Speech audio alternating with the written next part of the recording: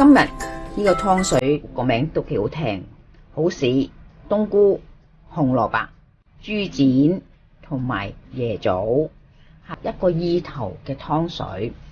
喺今集開始之前，希望各位觀看呢條片嘅朋友或者網友，你哋可以用1至2秒嘅時間嚟到訂閱我哋嘅頻道，作為對我哋嘅支持，等我哋做得更加好。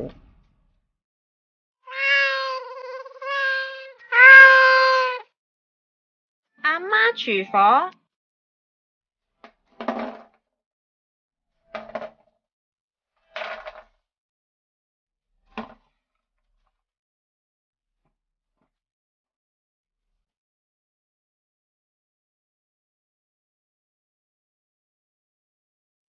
椰棗近排都好流行，買嗰時或者你問一問原產地喺邊度啊？呢度有2種蠔豉，一個係韓國，一個係日本蠔豉。你估我今日煲湯會選用邊個蠔豉呢？嗱，我俾大家3秒時間。以我性格就會用韓國蠔豉嚟煲湯喎。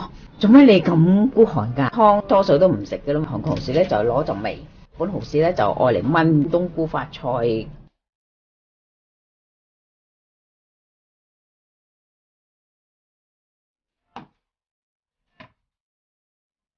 有一次我買豬展骨煲湯，咁佢話買成隻啦，好似隻雞髀咁樣揸住嚟食，好有味道，好有風味啊！咁我話下次先啦，我就一早去，我話買一隻好似雞髀西施骨，西施骨唔係好似雞髀咁，西施骨好似一個網球拍咁，應該係豬展骨，一斬就開咗呢度，唔係我想象中咁嘅大雞髀。去街市，大家有得溝通，整咩餸，煲咩湯啊？豬肉店話俾你聽，你買邊隻？超市或者凍肉店冷冰冰嘅凍櫃，冇人同你溝通，欠缺人同人之間嘅交往啊，分別都幾大嘅。要浸一浸啲嘢，浸冬菇、蠔豉，浸佢啲沙出嚟，洗一洗先至再浸。凍水浸冬菇，擺雪櫃咧係抽乾咗份酒出嚟，唔好你以為成包蠔豉發毛啊，掉咗佢喎，洗一洗佢。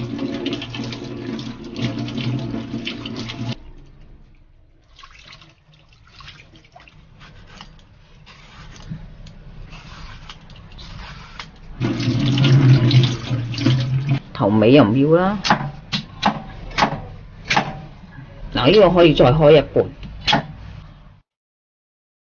冬菇都軟切得到，隻腳倒咗水，凍水落呢個骨頭冇斬開，想入邊嗰啲肥膏走出嚟，我直頭成條落去算數啦。始終都係硬同埋骨嚟嘅，做嘢咧就難出嚟啊！我先至凍水落，熱水先至落嗰嚿肉。哇！你睇你滾到啲血啊喺晒個骨頭黐住晒，洗乾淨佢，放個豬展要落出水先，啱啱好有時。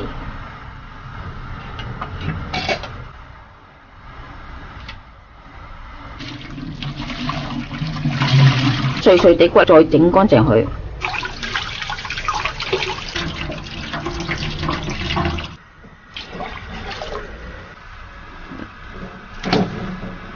豬展骨一齊放埋，煲陣間先放紅蘿蔔。主角之一蠔豉啦，水咧咪好污糟個，下邊咧冇乜沙嘅，可以攞翻水落去。嗱，俾到呢度呢啲就唔好要啦，落椰棗、冬菇，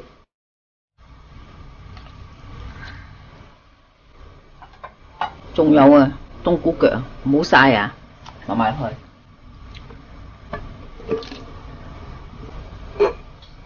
一片薑，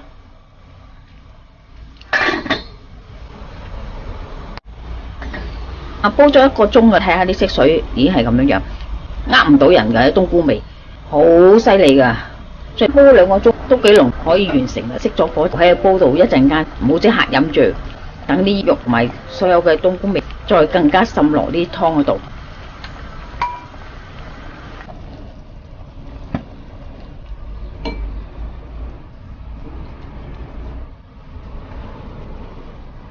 湯冇乜油嘅，面層嘅油咧係非常之少嘅。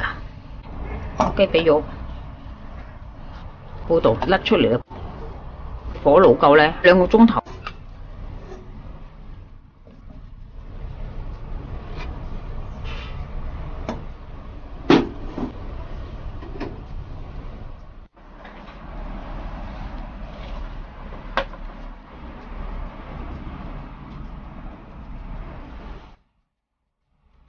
今集已經差唔多啦，多謝各位嘅收睇。詳細嘅食譜我哋會上傳喺 Facebook 嘅專頁裏邊，有興趣嘅話可以查閱。另外，如果喜歡我哋頻道嘅話呢，可以訂閱我哋嘅頻道，以作對我哋嘅支持。希望大家喜歡，我哋下集再見啦，拜拜。